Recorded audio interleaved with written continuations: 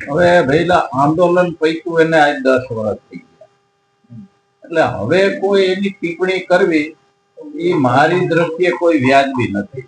આંદોલન થયું, પાટીદાર સમાજના 14 દીકરા શહીદ થઈ ગયા, પાટીદાર સમાજની દીકરી હતી મુખ્યમંત્રી તરીકે ઉતરી ગઈ.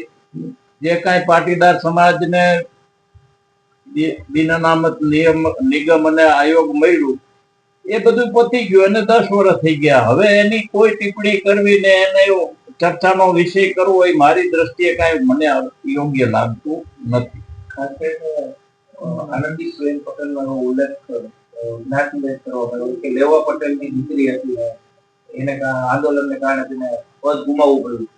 આ લેવા અને કરવાનો હજુ પણ કઈ ભેદ થતો નથી?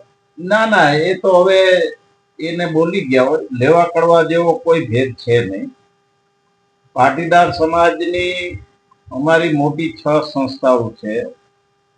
સૌરાષ્ટ્રમાં ખોડલધામ, સિત્સર ઉમિયાધામ, સમસ્ત પાટીદાર સુરત, સરદારધામ અમદાવાદ, વિશ્વ ઉમિયા ફાઉન્ડેશન અમદાવાદ ને ઉમિયા માતા સંસ્થાન ઊંઝા.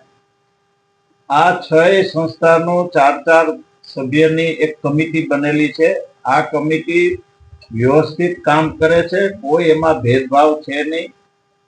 એટલે ભેદભાવ જેવી કોઈ ભેદભાવ જેવું કશું એ બોલ્યા પણ નથી. રાજકીય રોટલા શેકવાની વાત કરી કે આંદોલનથી રાજકીય રોટલા કેટલા શેકાય, એને એવું લાગ્યું હશે ને એને કીધું હશે. એ કસુભાઈ ને વિચારો. આંદોલન થી શું મળ્યું તમારી દ્રષ્ટિએ?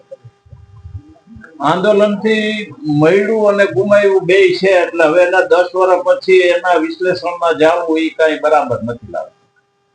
સમાજને આનાથી ફાયદો છે તમારી દ્રષ્ટિએ શું? સમાજને ફાયદો નુકસાન બે થયું. એટલે હવે એને બહુ ચર્ચામાં જવાથી કોઈ ફાયદો નથી.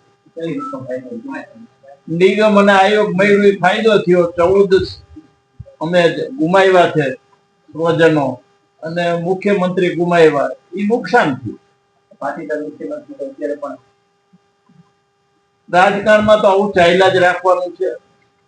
ગમે તો કઈ પાટીદાર મુખ્યમંત્રી આવે, કઈ બીજા આવે, કઈ ત્રીજા આવે, એ રાજકારણમાં આવું ચાલ્યા જ રાખવાનું. બાપા આ 14 જેટલા યુવાનો શહીદ થયા એને લગભગ કોઈ યાદ કરે અત્યાર સુધી યાદ નથી કરતું.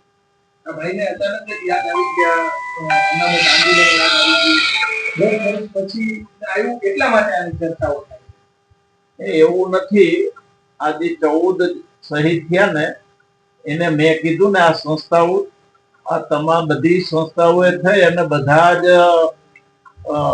આવા પરિવારોને અમે 14 પરિવારને 20 લાખ રૂપિયા તેથી આ સંસ્થાએ સહાય કરી.